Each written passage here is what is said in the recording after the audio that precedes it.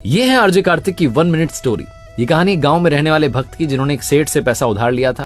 पूरा पैसा चुकाने के लिए जब पहुंचे तो सेठ ने पर्ची में लिख के दिया कि आपके पैसे प्राप्त हो गए, और इनसे कहा पढ़ लो। तो उन्होंने कहा मुझे पढ़ना नहीं आता, मैं अनपढ़ हूं।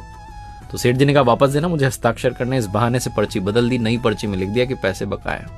कुछ समय के बाद सेठ जी पैसे मांगने के लिए पहुंचे और पर्ची दिखा दी कि देखो, एक तुम्हारे पास एक मेरे पास, पैसे तो बकाया है।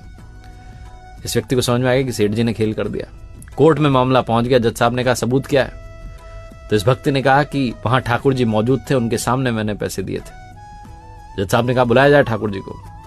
तो पुलिस वाले गए पूछने के लिए। गांव वालों ने कहा यहाँ कोई ठाकुर जी नहीं रहते, मंदिर है बस ठाकुर जी का। जिस तारीख पर सुनवाई शुरू हुई, कोर्ट में आवाज दी गई ठाकुर जी हाजिर हों। कोर्ट रूम में एक बूढ़े बाबा आए, माथे पर चंदन का तिलक लगा था। उन्होंने कहा मैं ही हूं ठाकुर जी।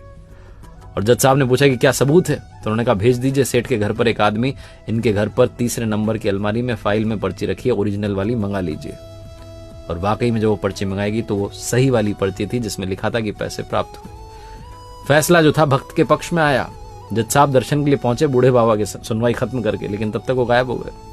अगले दिन गांव में गए तो गांव वालों ने कहा कि यहाँ मंदिर है, ठाकुर जी नाम का इंसान नहीं रहता, भगवान रहते हैं। उस दिन से जज साहब ने नौकरी छोड़ दी और मंदिर मंदिर घूम के क्षमा मांगते रहे कि प्रभु माफ करना, मैंने आपको कोर्ट में लाकर खड़ा कर दिया था, मैं मंदिर में बैठने के काबिल नहीं। छोटी सी कहानी जो समझाती और सिखाती